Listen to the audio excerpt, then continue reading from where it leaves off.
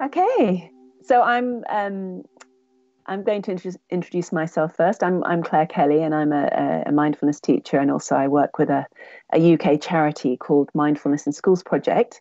But more importantly, I'm delighted to introduce Shannon Harvey, the award-winning director of two internationally acclaimed documentaries, The Connection, Mind Your Body, and My Year of Living Mindfully, which is what we're going to be talking about today. And with us also is Willem Kijken, who is the director of the Oxford University Mindfulness Centre and also Rit Blatt Professor of Mindfulness and Psychological Science at the University of Oxford. I should say that Shannon's main area of expertise is her work as a health journalist, and she has a book, The Whole Health Life, about finding good health after being diagnosed with an autoimmune disease.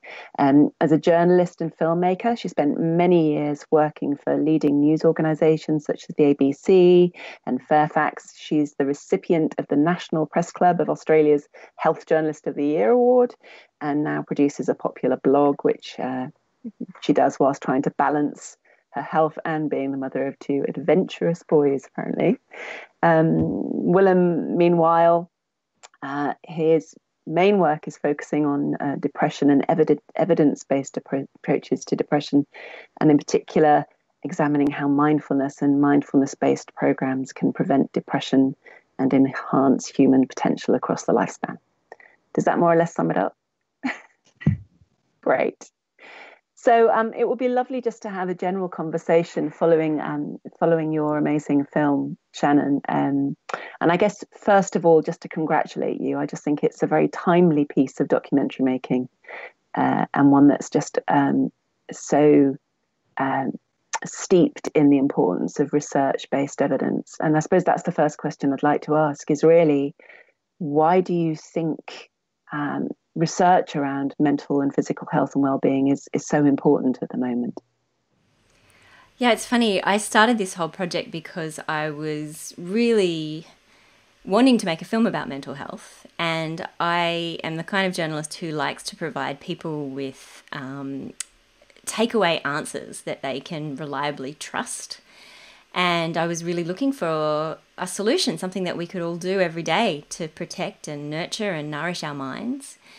And I was absolutely stunned when I learned that there is actually nothing. And that's obviously how I landed on mindfulness, because it is pretty much the only thing that ticks all of my boxes, in the sense that it's got a ever-growing evidence base. It's something that people can practice at home on their own. They don't need a university or any kind of medical degree to practice it. And most importantly, and I think Willem can probably talk about this, but most importantly, people don't need to be in a state of crisis in order to start practicing mindfulness. I think a lot of the mental health options that are available are only for people who are deeply, deeply suffering. Do you want to elaborate on that perhaps, Willem? Yeah, and I think this is something that's been in the contemplative traditions for thousands of years. This idea of the mind is something that anybody can train, and that training can support people to live a better life and to flourish, not just prevent mental health problems, but actually to live well and to live healthily. The analogy that I find quite helpful is with heart disease. If you think about what we know now that we didn't know 50 years ago about heart disease and diet and exercise, I think the same will be true with mental health and mindfulness in the next 50 years. The sorts of things that we can do to take care of our minds and our mental health. Actually, a lot of it isn't rocket science. It's quite simple ideas. But if it can be mainstreamed, and I think this film is a really important part of the mainstreaming of that. If it can be mainstreamed, I think we can see a really profound influence on mental health in the whole population. Thank you.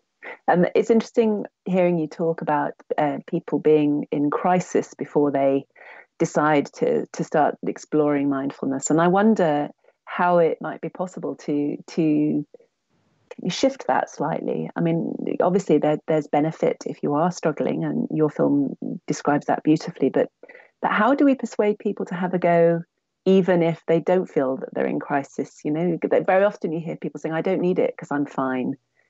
What can we do, or should we do anything about that? I'm handing that one straight to Willem, actually. I think that's very true, Claire, that often people will come to mindfulness or all sorts of psychological approaches because they are in a place where they need some help. You know, they're suffering, they're in pain, they are recovering from a health condition. And that's great. That makes sense. That's one place to start. I guess for me, another place to start is to think of, maybe to use slightly poetic language, to think of it more like a love affair. You know, people don't fall in love because they're suffering. They fall in love because there's a joy with falling in love, and people have friendships and lovers because that's something that enriches their lives. And I've come to see mindfulness practice a little bit like that, a bit like a friendship or a love affair. It's something that enriches my life. It helps me through difficulties. It's something that also accentuates all the good things in my life. And you know, that doesn't feel then like an obligation. It feels like something that I want to do. You know, so I come to my mindfulness practice every morning, not because it's an obligation, it's because it's something I want to do, and I know it will enrich the rest of my life. It's interesting, actually. It makes me remember the moment in the film, Shannon, where you make it really clear that you're finding it really horrible, that you're having a very difficult time with your practice. So what advice would you have? Because I think that's a very common experience to begin with. What advice would you have for people who maybe are hitting that point in their practice? Yeah, I there's two things that I'd say to that. I have tried many times, even before my year of living mindfully, to establish a regular practice, simply because I felt that it was something I should do. With my previous film, The Connection, I'd met Herbert Benson, who is a renowned scientist from Harvard who discovered the relaxation response, and he told me all about this incredible thing called the relaxation response and how healthy that would be for my immune system. And I also at that time met Jon Kabat-Zinn, who told me all about MBSR and how, you know, that was some of that initial research that he did in the 80s about psoriasis healing. I think it was 4 times faster when people meditated. There was enough evidence for me to know that meditation was something I should do. But there's a really big difference between knowing and actually doing and actually putting it into practice. And I think, truthfully, part of me was curious about this mental health epidemic and answering the big questions there, but I also wanted to know whether mindfulness was actually worth it. Is it really?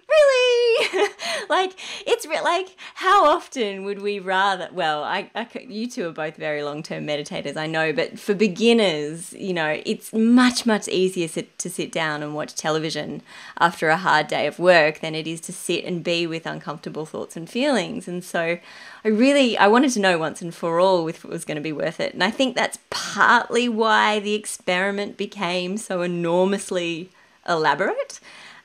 Because if I didn't meditate, then, you know, there was going to be nothing interesting for the scientists to measure. So they were kind of holding me to account. So can I just come back in to something that Shannon said, and then I want to ask Claire a question, which is, you know, it is true, of course, that who would choose to sit with uncomfortable thoughts and feelings rather than watch something on Netflix that is really enjoyable, right? Who would choose to do that? But the reverse is also true, right? You're actually with somebody that you love and you care about, or you're eating a beautiful meal. Isn't it a travesty that you're actually not tasting that meal, or you're not actually present with that person? And that's the reverse side of it, that actually mindfulness isn't about sitting with uncomfortable thoughts and feelings. That's just one side of the coin. The other side of the coin is actually to taste that meal and to be present with that person that you're with. So one of the questions I then have for Claire, and sorry to be breaking the rules when the interviewee I'm the one who asked. But you, and you're a school teacher. I love this. Battle, I can see. But of course, one of the answers to this question is children and young people, and that's where you work, you know. And how does one begin to? And one could argue that young children are naturally mindful. But how could you begin to bring mindfulness practice into the everyday lives of children? I think that's another way of looking at this, so that actually it's commonplace. It's not something that you learn when you're an adult and you suffer from depression or some physical health problem, but actually as a child, it's something that you learn in the same way that you learn to brush your teeth or to tie your shoelaces. Well, funnily enough, that's what we do. I think with the younger ones in particular, you've got to make it fun. You've got to make it fun, and you've got to make it apply to real life. And also, actually, with teenagers, you have to make it really clear what the potential benefits might be, because they're not going to invest time and energy in anything that's not got research evidence behind it, which goes back to exactly what you were doing in your film, Shannon. Yeah, that would be my film. Anyway, moving on. Thank you. Okay, a broader question here, really, that obviously there's been a huge explosion in the popularity of mindfulness. And I did a Google search a couple of months back, and it came up with something like 90 million search findings. So it's out there. And with that comes confusion, I think, about what mindfulness is and what it isn't. Don't worry, I'm not going to ask you to define it. But how do we work with that? So, for example, if you're someone who's interested in doing some mindfulness, then how do you begin to find out where you should do it and with whom? How can you find your way through all that stuff that's online? Any ideas? Well, I can talk about how I started, but I'd love to know what the expert teachers say on that, and whether or not I was kind of following the recommended curriculum. But I started with an app, and then once that app wasn't serving me, I moved to a different app. But it became very, very clear within months, a matter of months of practicing for 20 minutes a day, that I needed a teacher, because apps, I think, can be good, when you want to get started, but you really, there's nothing quite like that, the expertise of somebody who can kind of almost like tune into my own specific, unique struggles and teach and meet those needs. And really, once I started learning with a teacher, I did mindfulness-based stress reduction, the 8-week course, and my teacher was Timothy Goddard. And it was like, whoa, it was just like a whole turbocharge of practice that also coincided, though, interestingly, going from 20 minutes a day to 45 minutes a day, which, I'm sure it was multiple factors as to why things really changed for me then. But I think that the role of a real teacher is so, so important. Well, any thoughts in addition to that? I'd agree with that, and I'd say I think learning mindfulness is a lifelong journey. And I think at the beginning of the journey, you need to introduce mindfulness in a way that is accessible, palatable, interesting, useful. And probably between Insight Timer, Headspace, and Calm, they have probably introduced mindfulness to more people than any other vehicle in the world, both in the modern world and the ancient world. But I think after that, you need to then take people on an onward journey. And I think that's the place of kind of reputable mindfulness centers, research centers, but also Buddhist centers and other kind of contemplative centers, where people can, with the guidance of a really skilled teacher, go deeper and go deeper, if that's what they choose to do. And I think that's a kind of a lifelong journey. And in some cases, people take that quite deep. They'll go on retreats for a couple of days or a week or a month, possibly even longer than that. So I think this is an exploration that can start in quite a light way and still be really useful, but it can go deeper and deeper and deeper for different people. I think the final thing I'd say about this, which I think is really important, is that it kind of depends on what you're hoping to learn from mindfulness. And I think what we're seeing happening in the mindfulness field is that the work that we've done is really here in Oxford and in Toronto with Zindel Siegel and Cambridge with John Teasdale, is about people with depression and helping them to stay well in the long term. And the work that John Kabat-Zinn's done has been with chronic pain, and the work that others have done have been with addiction. So there's also a clarity of intention, and one of the things that I think is beautiful about mindfulness is that it can actually be it can be formulated so it can be particularly useful for different groups of people. And that requires really skillful teachers to guide those people in learning mindfulness so that they can step free from addiction, they can learn to live without depression, they can learn to live with chronic pain. Thank you.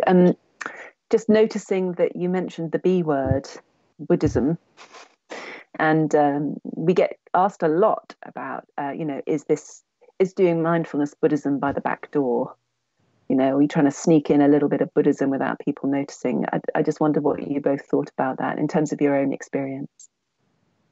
Shannon, do you want to start? Yeah, so I get asked about this from the opposite side because the film very, very lightly touches on Buddhism. And so people who are particularly Buddhist say, you've taken the Buddhism out of mindfulness. Why did you do that? And my answer is just simply because that's where I started. I'm a health journalist. And I was following a story about evidence and science. And that's the journey that I followed to its never end. So it turned out. But I think that there is, I'm writing a book which accompanies the film. Actually, I've finished the book. As of today, I delivered it to the publisher. So the book is finished, but I actually decided to dedicate a significant portion of the book to this subject matter because, I think when you really look at it, when you just go back and you kind of look at where this all began, it kind of began with the world's first psychologist. This guy thousands and thousands of years ago who sat down and studied his mind in this really meticulous way and then developed a systematic set of teachings for other people to then sit down and examine their own minds. And so, so I think it might have been Willem who said to me, did you know that the Buddha was not a Buddhist? And I think that's, if you kind of take that as the starting point, then I think that makes the conversation a bit more, perhaps popular is not quite the right word that I want to find, but secular might be the better word for it. Willem, how about you? I'm a real pragmatist. For me, it's about, can we find the very best description of how the mind can create joy and how it creates suffering, and can we find the very best practices to support people to live their lives well. Now, the Buddha had some interesting things to say about that. He got quite a lot of things, I think, right, which have been borne out by contemporary science. He also got some things wrong. But there are other contemplative traditions too that use meditative practices, that use prayer, that are ways of stabilizing the mind, steadying the mind, cultivating compassion, cultivating joy. So I'm a real pragmatist. What's the very best map that is evidence-based? What's the very best route map and ways of getting along that route? And let's use those, let's research those, let's disseminate those, and let's make them so that people can use them. So Claire, to use your language, let's make them so that primary school kids find them fun and find them useful. Let's make them so that skeptical teenagers go, yeah, that's going to help me with my exams. That's going to help me not spend all night up on social media the day before I've got an exam. So I think I'm just a pragmatist about this, I guess. Great, thank you. So given that it's also brilliant and marvellous and wonderful, or not, I wonder whether it's worth just quickly mentioning, this tendency for people to get a slightly evangelical about mindfulness once they start to see the benefits, and what the potential issues might be with that approach. Is mindfulness for everybody? And if so, should everybody be doing it? Should it be mainstream? Big question, I'm sorry, all in one go. Do you want to start, Shannon? Or do you want to start one? I'd like Willem to start, then I can piggyback off his wise words. So for me, two answers to that. Is mindfulness for everyone? Yes, in a sense, because everybody has got a mind that can pay attention, has got the capacity to bring compassion and wisdom to their everyday life. They don't have to practice mindfulness. They don't even need to know what the idea is. It's an innate human capacity. So in that sense, yes, it's for everyone. Are mindfulness practices as they're taught in mindfulness-based programs for everyone? Of course they're not. For some people, there are easier and different ways to get to where they're trying to get to. And the research there bears that out. So I've done trials looking at mindfulness-based cognitive therapy compared with antidepressants. For some people, the antidepressants are the way to go. For other people, the MBCT is the way to go. So of course it's not for everyone. I think evangelism is a real turn-off, and I think that is indeed one of the risks for the field, is for people to overstate the evidence, to be overly enthusiastic. I think humility and being very aware of what all the unanswered questions are is the way in which we can build from where we are just now. I just finish by saying, of course, we're not starting from a standstill of Jon Kabat-Zinn's work. We're starting from a standstill of 2,500 years of work, where some of these ideas have honed and developed and evolved into India and into China and into other Asian countries and into the West.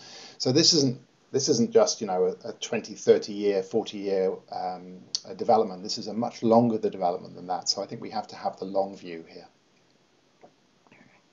Shannon, I'd be very curious to hear your thoughts on this. Yeah, I struggled with this question during the filming because of the exceptional work, actually, that's been done by Richie Davidson and his group at the University of Wisconsin-Madison, where they developed the HEP, the Health Enhancement Program, as a direct comparison to MBSR. And I think there's now been 3 or 4 clinical trials that have run where they've run the two groups parallel to one another and compared the outcomes. And it's so interesting that if you dive into some of the papers that they've published, one in particular, and you read people's comments about the program, and you read the comments as though you didn't know which program they had done.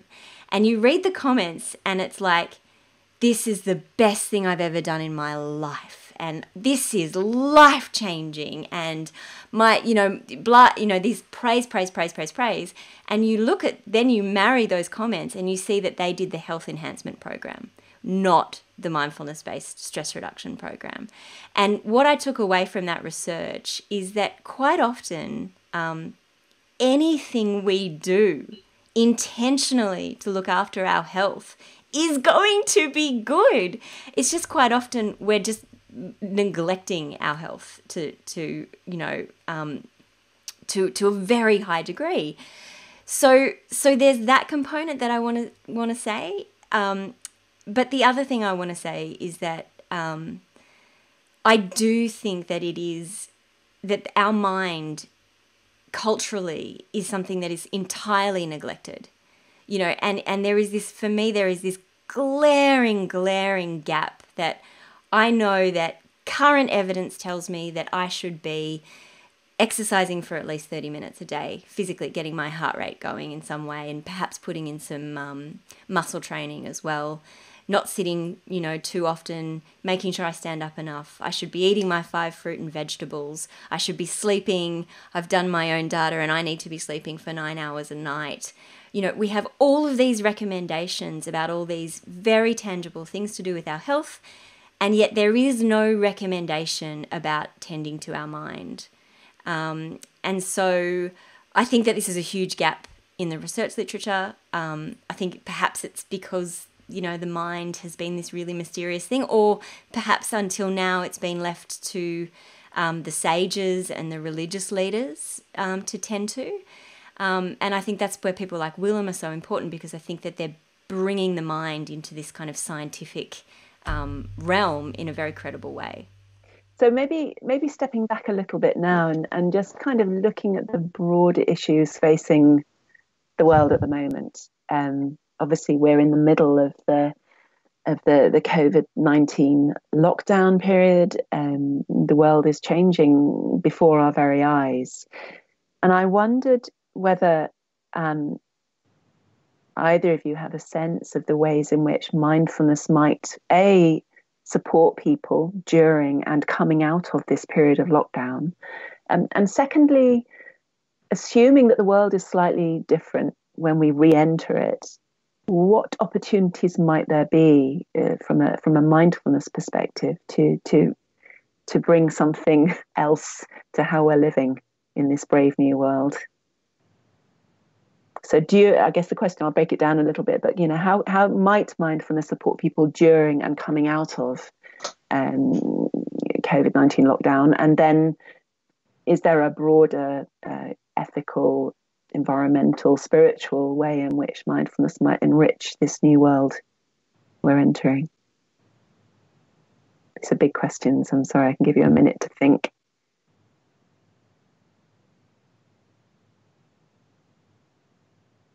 Shannon, do you want to kick off? Okay.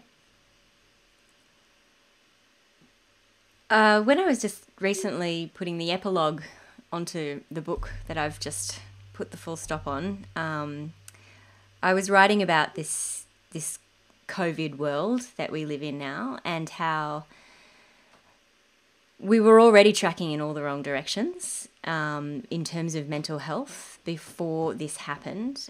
And I suspect that once the epidemiologists and those kind of health experts start falling away in terms of being the most important voice at the moment, and we start hearing the voice of health economists, and we start hearing the voice of social science researchers, I don't think that this pandemic is going to be measured by the number of jobs lost, or by the number of lives tragically lost, or even by the number of frontline health workers who emerge with post-traumatic stress. I don't think those will be the only figures that we measure this situation by. I think we'll also be measuring it by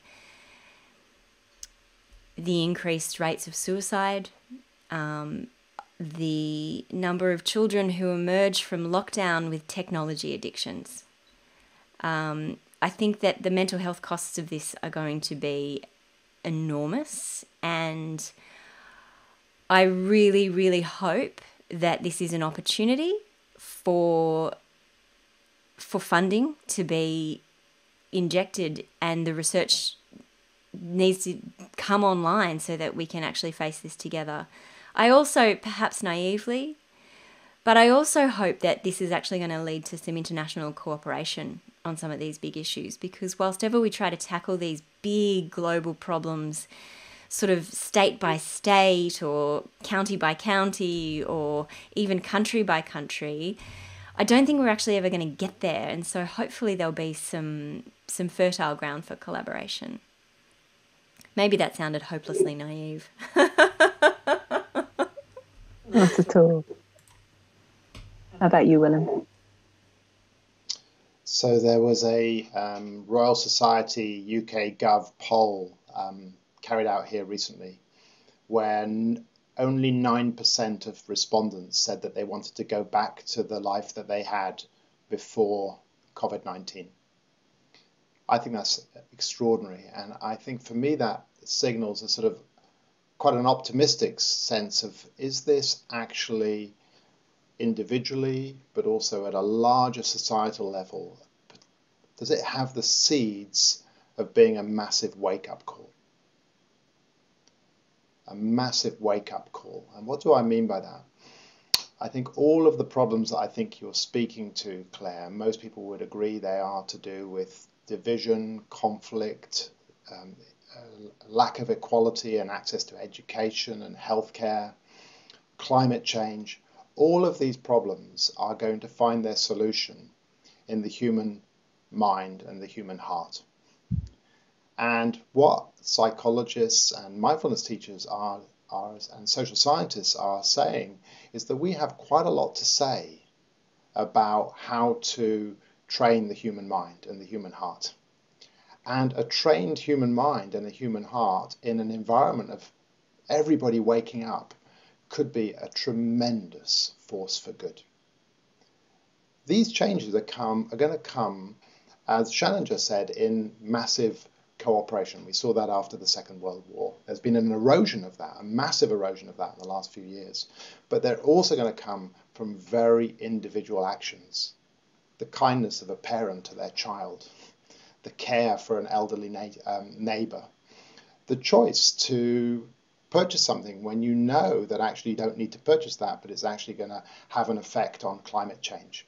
I am quite hopeful, but I also see psychologists, social scientists, mindfulness teachers having a really big role to play. They need to step up and support that kind of change, because it is a very ripe moment right now.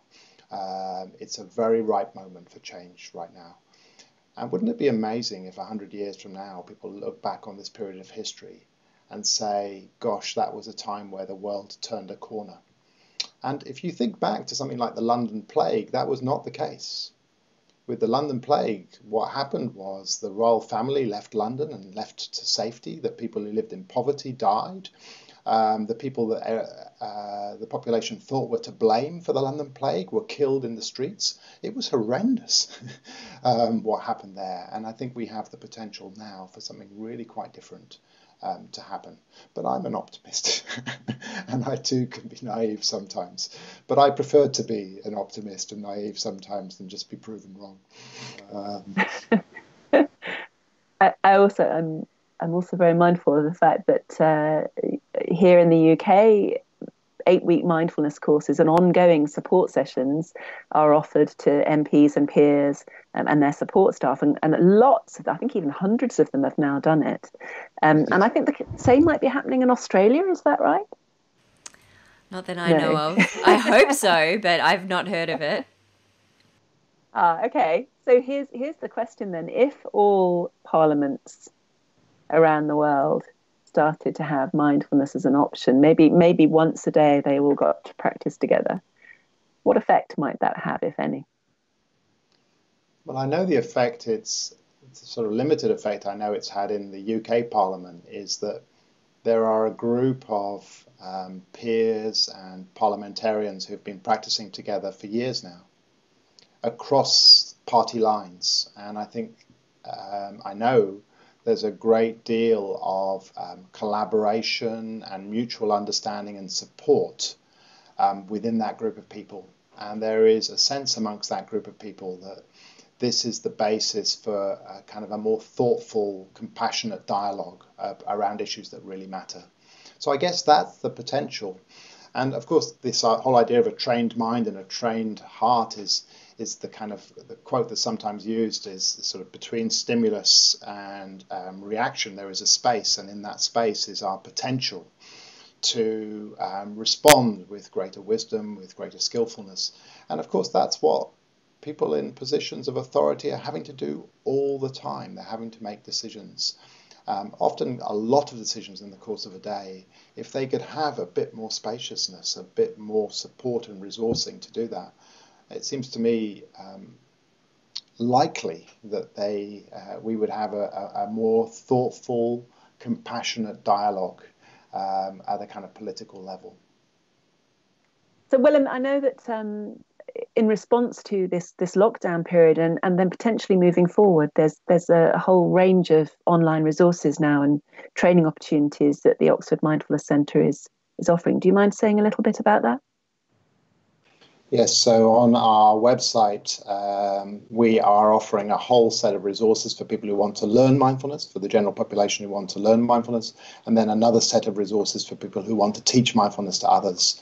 That includes practices, it includes podcasts, it includes various blogs, links to books and other resources.